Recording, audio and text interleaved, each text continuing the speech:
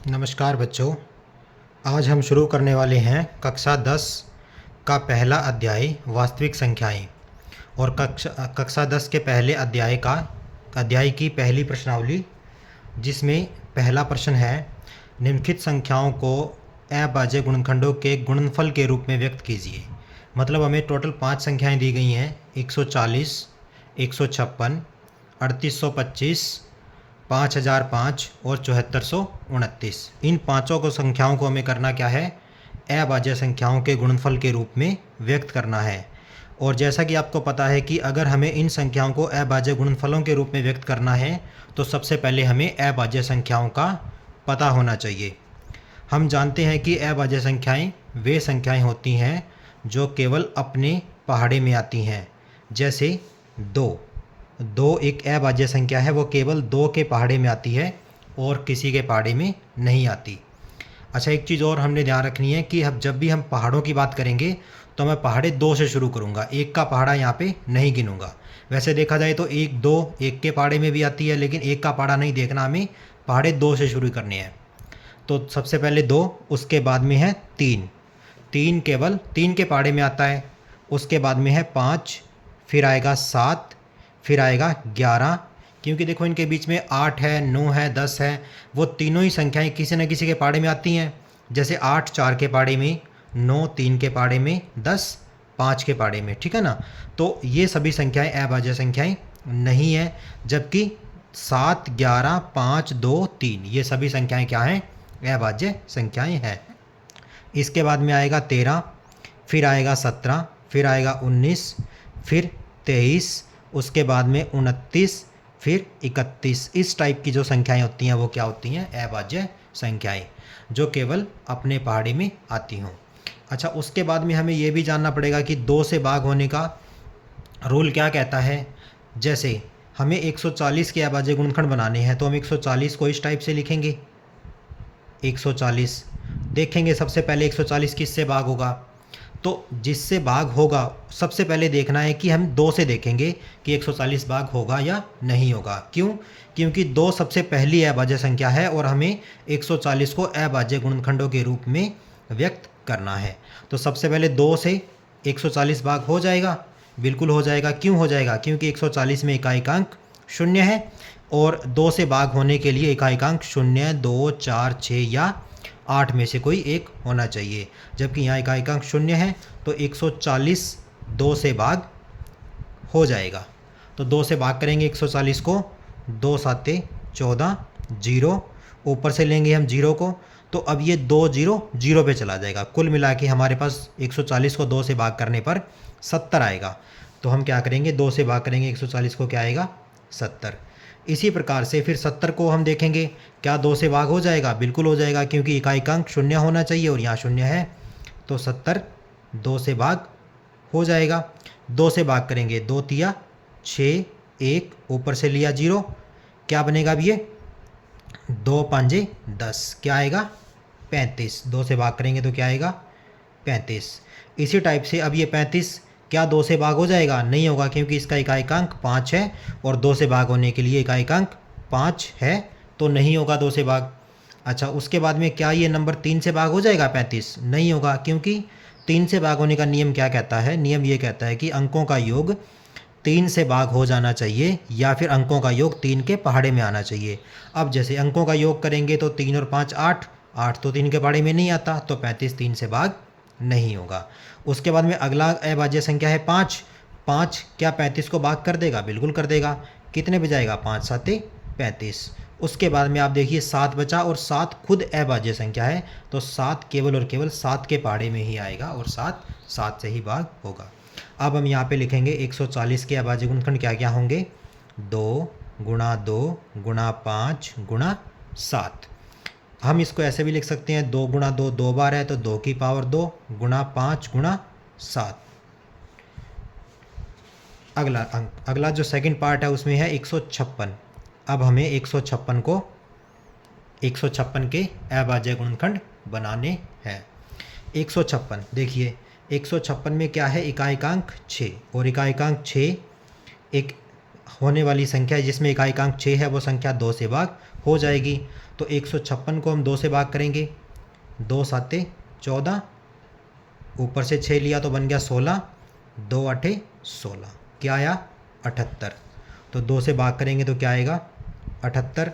अब देखिए 78 किससे भाग हो जाएगा, 78 फिर से 2 से भाग हो जाएगा। क्यों हो जाएगा, क्योंकि इकाइकांक यहाँ पे 8 होना चाहिए और यहाँ पे इकाइकांक 8 है। तो 2 से भाग करेंगे तो 2 तिया 6, 1 2 निमा 18, क्या आएगा 39। 2 से भाग करेंगे तो क्या आएगा 39। उसके बाद में 39 देखेंगे, अब 39 2 से भाग नहीं होगा।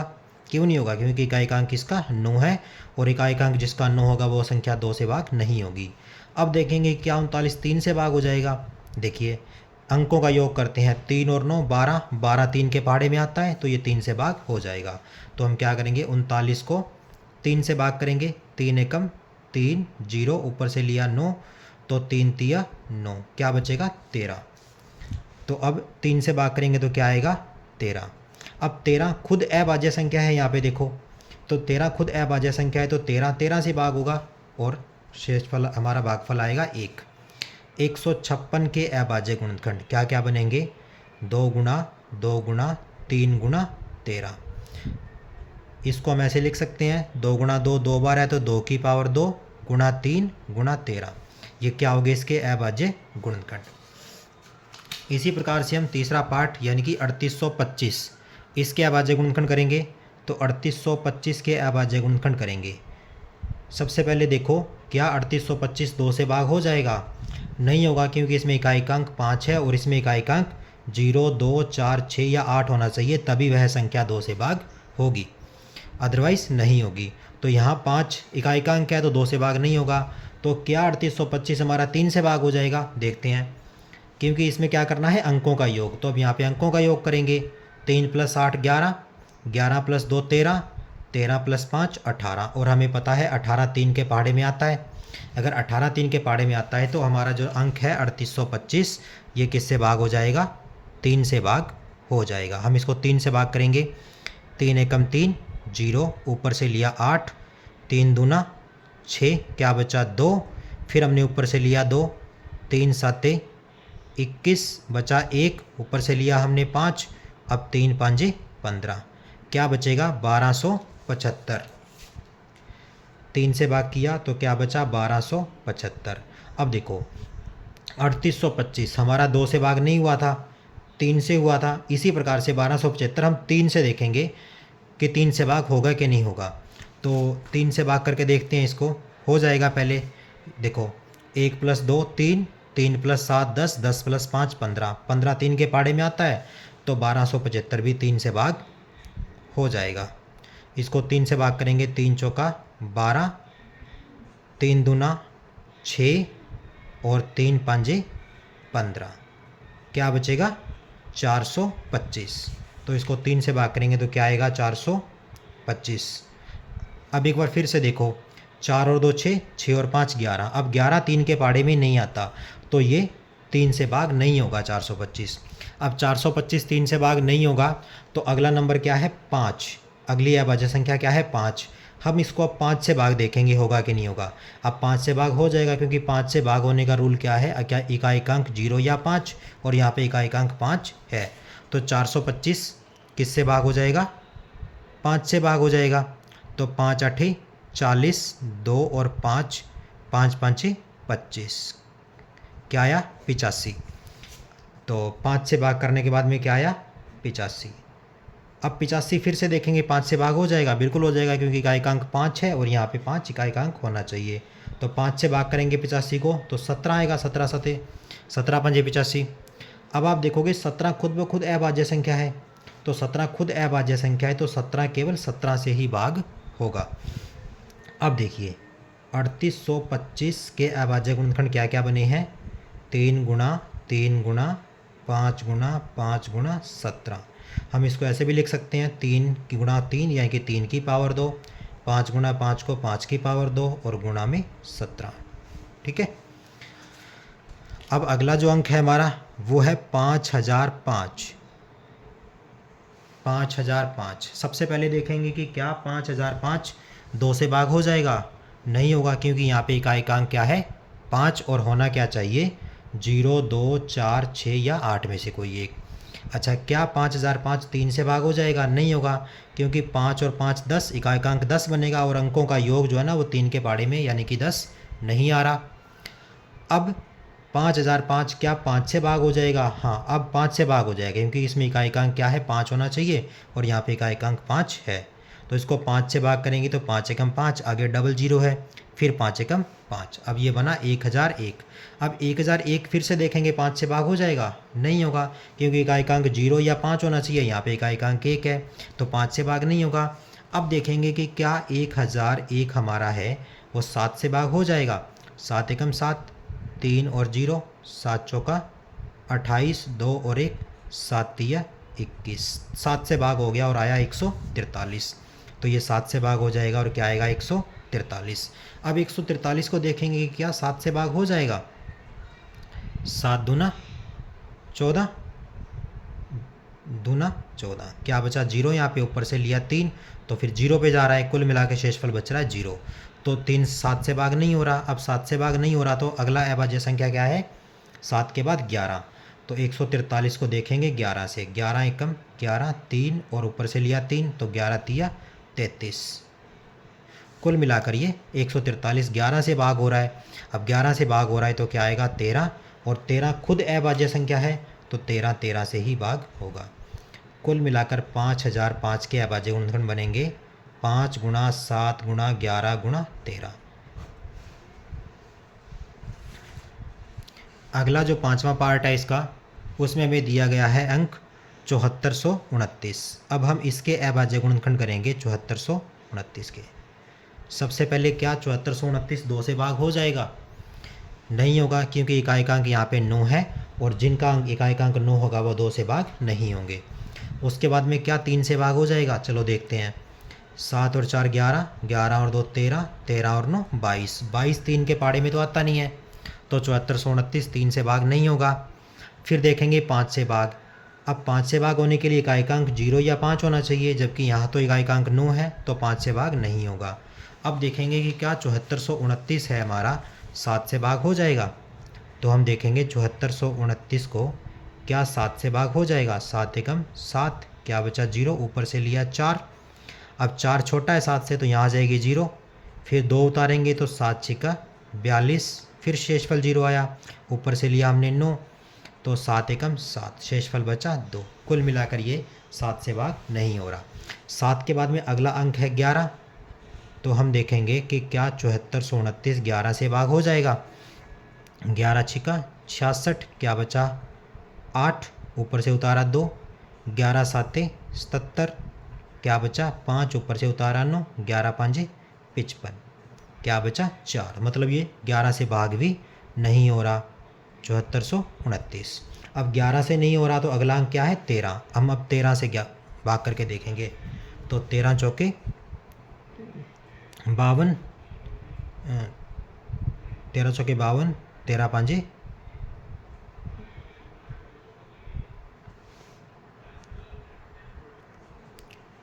13 पाँजे 65, तो ये 5 पे चला जाएगा, क्या बचा? 9 2।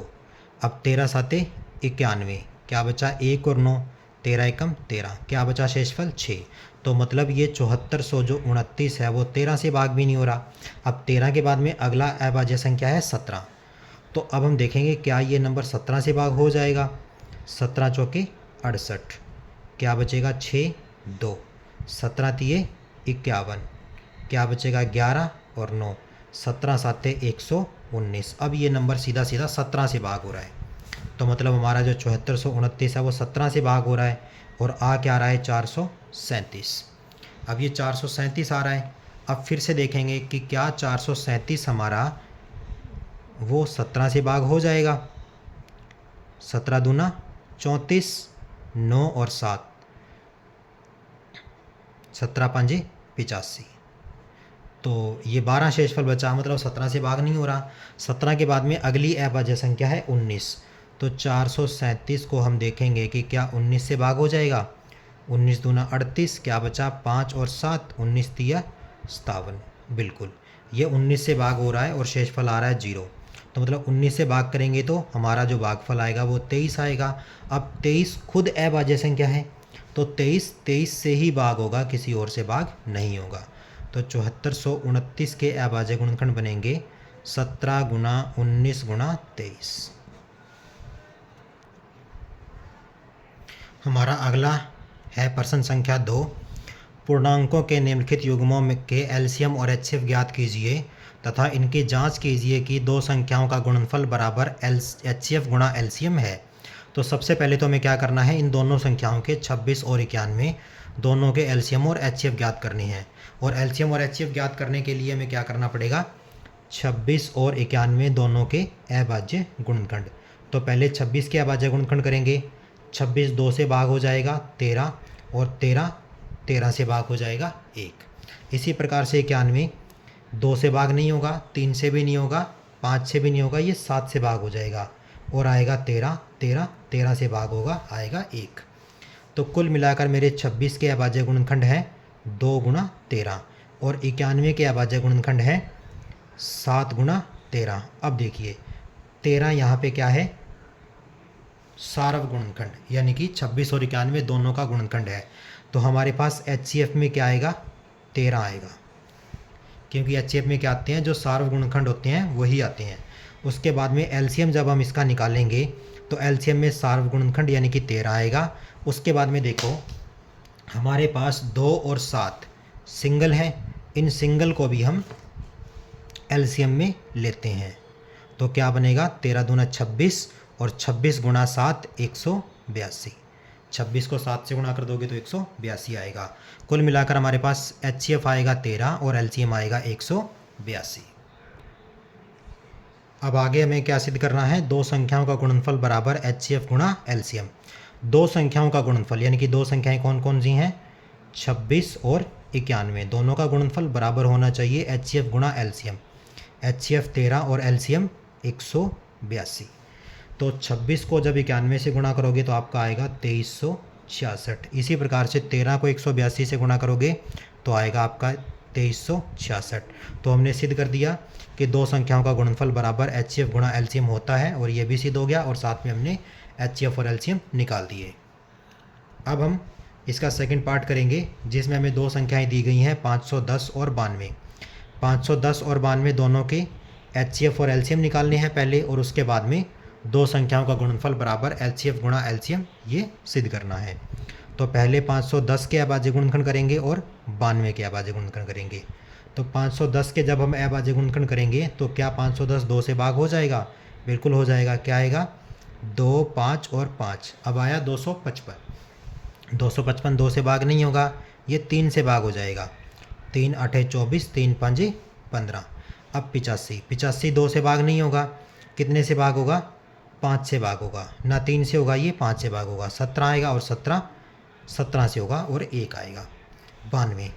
92 कितने से भाग होगा, 92 सबसे पहले 2 से भाग हो जाएगा, आएगा 46, फिर 2 से भाग हो जाएगा 23 से भाग होगा और आएगा 1।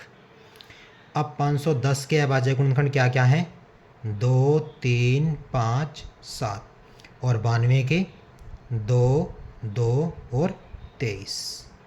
अब हमें निकालना है एचसीएफ और एलसीएम। सबसे पहले देखेंगे सार्व गुणनखंड। 2 एक सार्व गुणनखंड है जो 510 का भी है और 92 का भी है। तो एचसीएफ इसका आएगा 2। एलसीएम जब हम निकालेंगे तो एलसीएम सबसे पहले सार्व गुणनखंड, उसके बाद में देखो 3 सिंगल है, 5 भी सिंगल है, 7 भी सिंगल है, 2 भी सिंगल है और 23 भी सिंगल है। इन सभी को आपस में मल्टीप्लाई कर देंगे, 3 5 7 2 और 23। इन सब को मल्टीप्लाई करने के बाद में क्या आएगा, एलसीएम। अब मल्टीप्लाई करते हैं, देखो 2 गुणा 3 6, 6 गुणा 5 30, 30 गुणा 7 210, 210 गुणा 2 420, 420 को 23 से गुणा कर देंगे, 23 दूना 46, 23 चौके 92 और 4 96।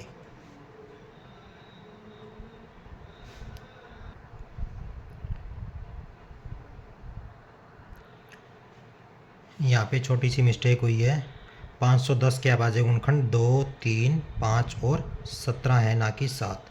तो यहाँ पे 17 आएगा।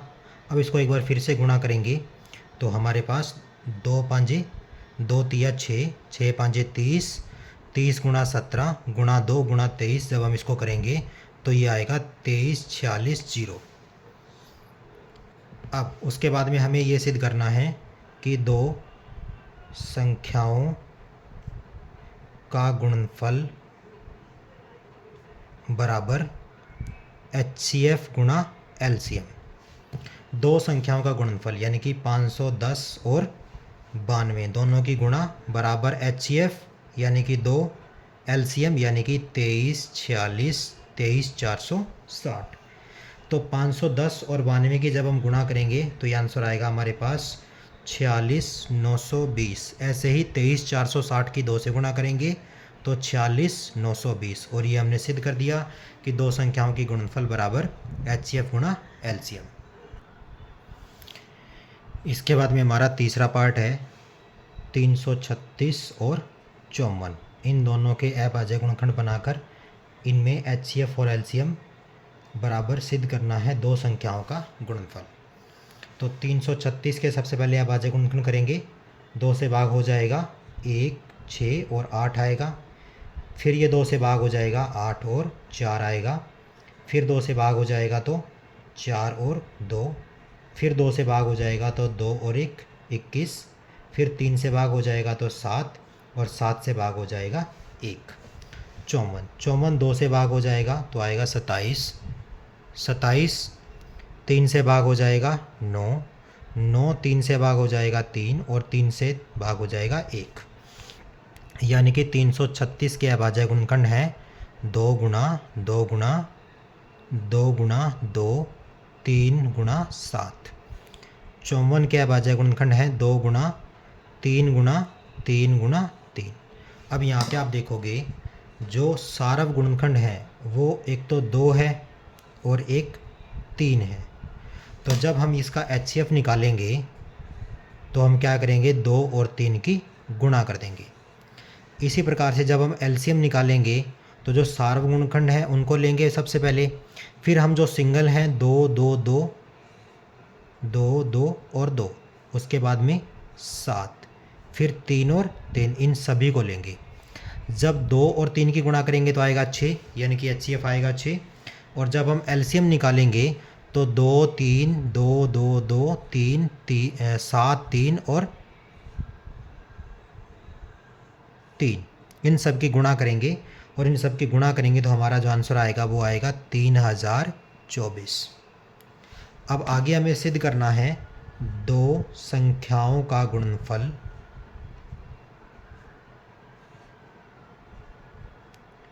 बराबर HCF गुणा LCM।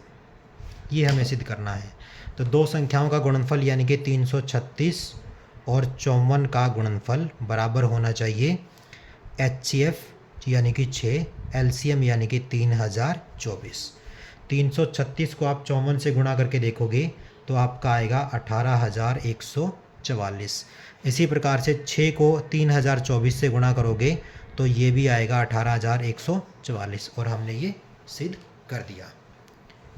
आगे प्रश्न संख्या 3 है, अभाज्य गुणनखंड विधि से निम्नलिखित पूर्णांकों के LCM तथा HCF ज्ञात कीजिए। तो हमारे पास 3 संख्याएं हैं 12, 15 और 21। इनको अभाज्य गुणनखंड विधि से हमें क्या करना है, LCM और HCF ज्ञात करना है। तो पहले हमने दो संख्याओं का HCF और LCM निकाला था, जैसे 336 और 54 था। अब हम 3 संख्याओं का HCF और LCM निकालेंगे। तो 3 संख्याएं कौन कौन सी हैं, 12, 15 और 21। हम क्या करेंगे, सबसे पहले तीनों संख्याओं के अभाज्य गुणनखंड करेंगे। 12 2 से भाग हो जाएगा 6, 6 फिर 2 से भाग हो जाएगा 3, 3 3 से भाग हो जाएगा 1। 15 3 से भाग हो जाएगा 5, 5 से भाग हो जाएगा 1। 21 21 2 से भाग नहीं होगा, 3 से भाग हो जाएगा 7 और 7 से भाग हो जाएगा 1। कुल मिलाकर हमारे पास 12 के अभाज्य गुणनखंड बन रहे हैं 2 गुणा 2 गुणा 3। 15 के अभाज्य गुणनखंड बन रहे हैं हमारे पास 3 गुणा 5। 21 के अभाज्य गुणनखंड हमारे पास बन रहे हैं 3 गुणा 7। अब देखिए एक ऐसा गुणनखंड जो तीनों संख्याओं में हो। जैसे 3, 3 क्या है हमारे पास, तीनों संख्याओं में है, तो हमारे पास जो इसका HCF आएगा वो कितना आएगा, 3 आएगा। सारव गुणनखंड जो तीनों संख्याओं में हो। उसके बाद में हम निकालेंगे एलसीएम, और एलसीएम निकालने के लिए सबसे पहले ऐसा गुणनखंड जो तीनों में हो, उसके बाद में ऐसा गुणनखंड जो कम से कम 2 संख्याओं में हो। तो कोई भी गुणनखंड 2 संख्याओं में नहीं है, जैसे 2 ना तो 15 में है ना 21 में है, इसी प्रकार से 5, इसी प्रकार से 7। तो 2 संख्याओं वाला कोई भी गुणनखंड नहीं है। अब हम देखेंगे सिंगल। सिंगल में हमारे पास 2 है, 2 है, 5 है और 7 है, यानी कि हम 2, 2, 5 और 7 को लेंगे। तो 3 दूना 6, 6 दूना 12, 12 5 60, 60 गुणा 7 करेंगे तो 420, यानी कि इसका एलसीएम आएगा 420 और एचसीएफ आएगा 3। इसी प्रकार से देखो 17, 23 और 29, इनका निकालेंगे एचसीएफ और एलसीएम। देखो 17 आप देखोगे तो वो खुद अभाज्य संख्या है, तो वो केवल और केवल 17 से ही भाग होगा। 23 भी अभाज्य संख्या है, वो 23 से ही भाग होगा। 29 भी अभाज्य संख्या है, वो 29 से ही भाग होगा। तो हमारे पास 17 के अभाज्य गुणनखंड केवल 17 होंगे, 23 के अभाज्य गुणनखंड केवल 23 होंगे, और 29 के अभाज्य गुणनखंड केवल 29 ही होंगे। जब हम इनका HCF निकालेंगे तो कोई भी गुणनखंड सारव नहीं है, ऐसा गुणनखंड कोई भी नहीं है जो तीनों संख्याओं में हो, तो उस केस में HCF होता है 1।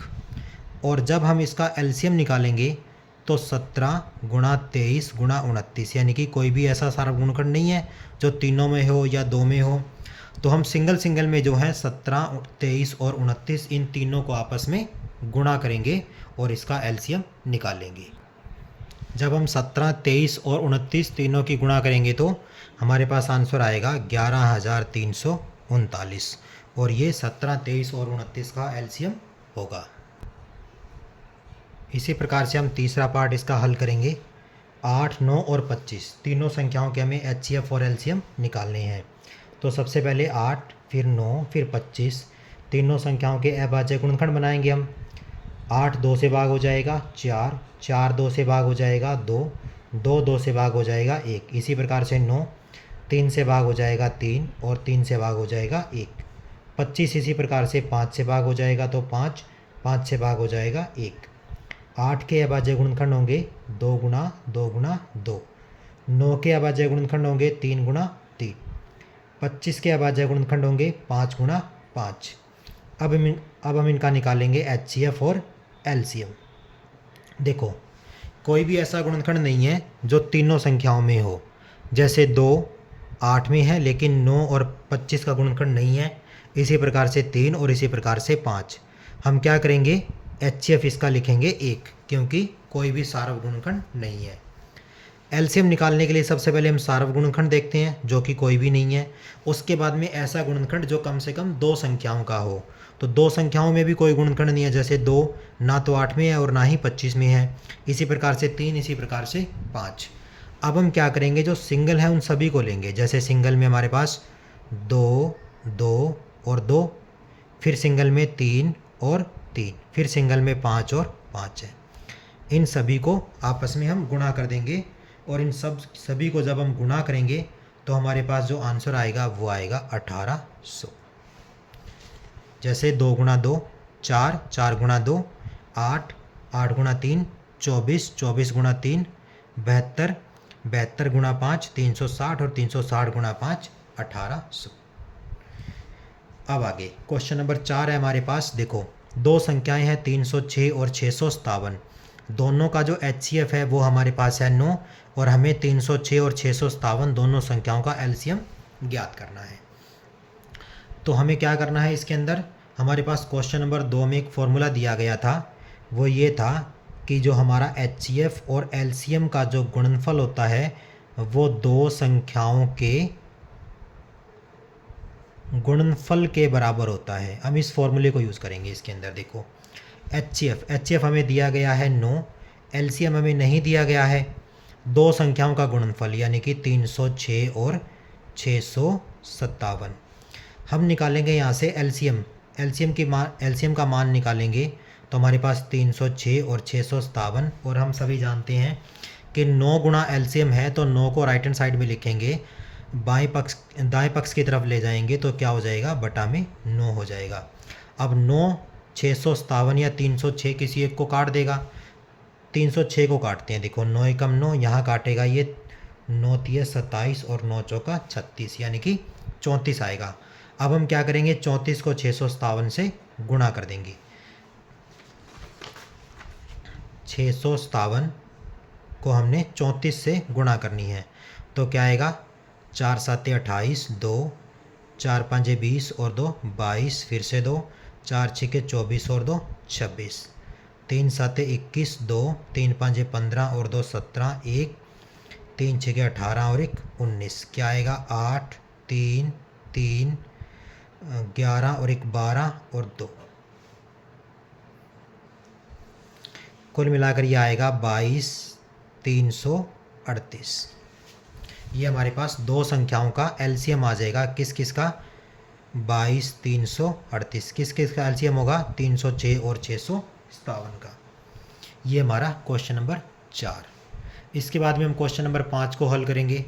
और क्वेश्चन नंबर 5 को हल करने के लिए क्या है हमारे पास, क्वेश्चन क्या है, जांच कीजिए कि क्या किसी प्राकृत संख्या n के लिए संख्या 6 की पावर n, 6 की घात n अंक शून्य पर समाप्त हो सकती है। देखो यहाँ पे दो बातें हैं, एक तो ऐसी संख्या जो शून्य पर समाप्त होती है, शून्य पर समाप्त होती है, एक ऐसी संख्या जो 6 की घात n के प्रकार की है। कोई भी संख्या अगर शून्य का समाप्त होती है तो वो किस प्रकार की संख्या होगी, जैसे 10, 20, 50, 100, 1000, 180, 190, इस प्रकार की संख्या होगी जिसका इकाइकांक शून्य होगा। जिसका इकाइकांक शून्य होता है उसके अंदर एक खास बात होती है, वो खास बात ये होती है कि उसके अभाज्य गुणनखंड में 2 तथा 5 दोनों होते हैं, 2 तथा 5 दोनों होते हैं। तो हम यहाँ पे बताएंगे, यदि कोई संख्या शून्य पर समाप्त होगी तब उसके अभाज्य गुणनखंड में 2 तथा 5 दोनों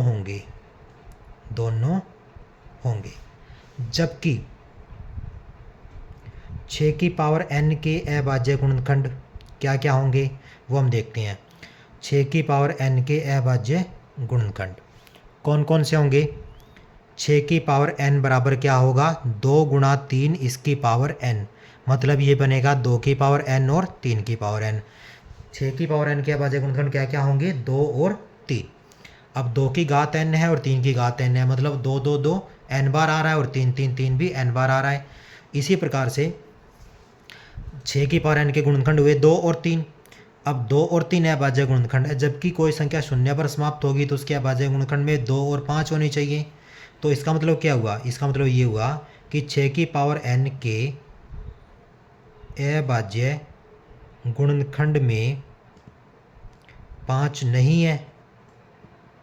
सिंपल सी बात है, 6 की घात n के अभाज्य गुणनखंड 2 और 3 है, 5 तो नहीं है, तो 5 नहीं है, इसलिए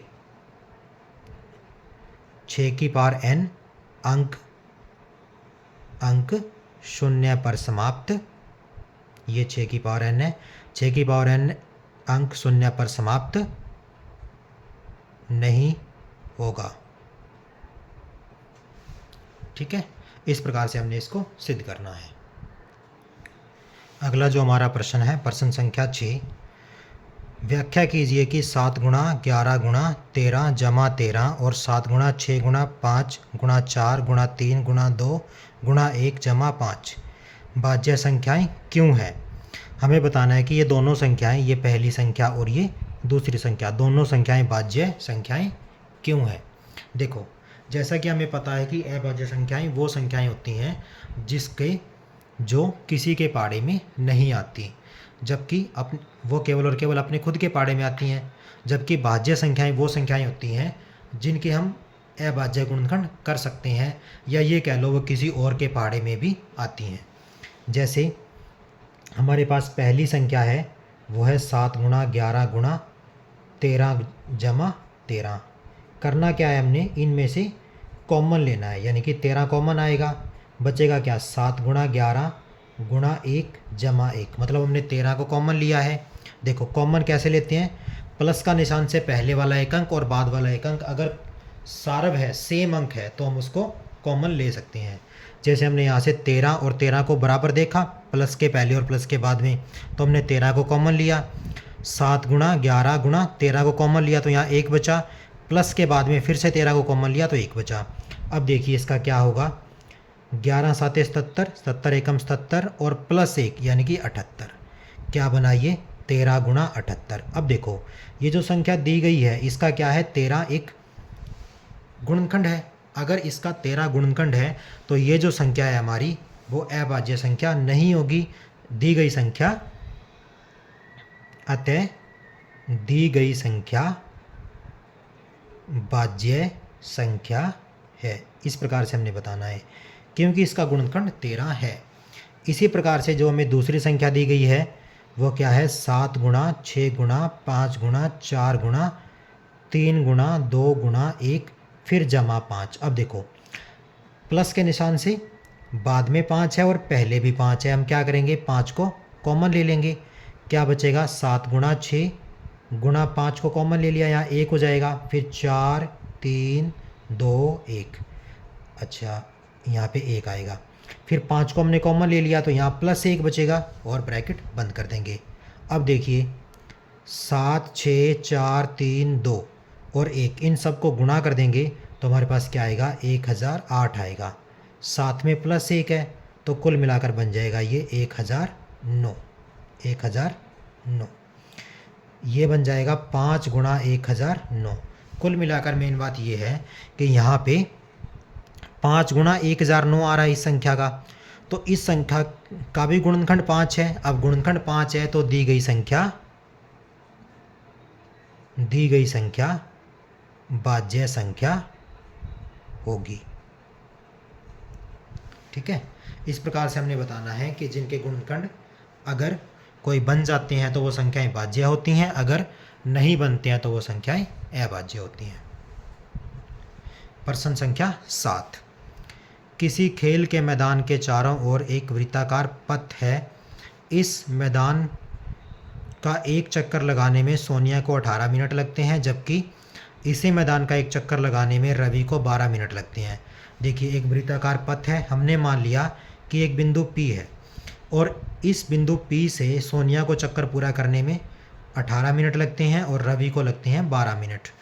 चलिए मान लीजिए कि वे दोनों एक ही स्थान और एक ही समय पर चलना आरंभ करते हैं। हमने मान लिया कि दोनों रवि और सोनिया बिंदु P से चलना शुरू करते हैं और एक ही दिशा में चलते हैं, और वो मान लिया हमने इस दिशा में जा रहे हैं एक ही दिशा में।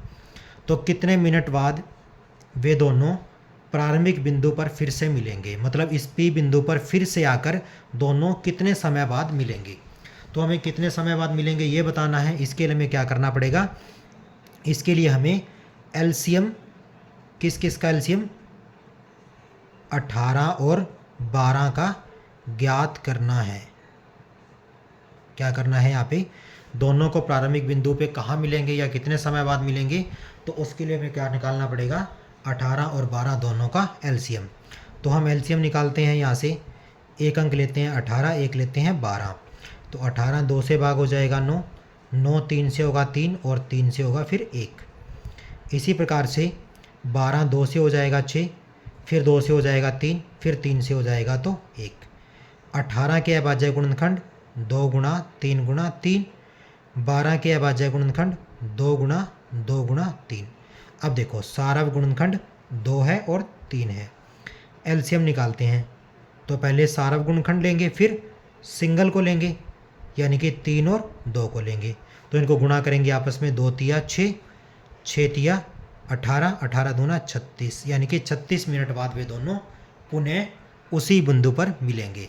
तो क्या लिखोगे, यहाँ पे लिखना है हमने 36 मिनट बाद वे दोनों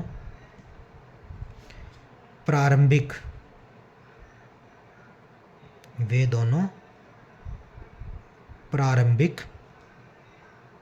बिंदु पर मिलेंगे। इस प्रकार से हमने एक्सरसाइज 1.1 कंप्लीट की है। इसमें सभी क्वेश्चनों को हमने हल किया है।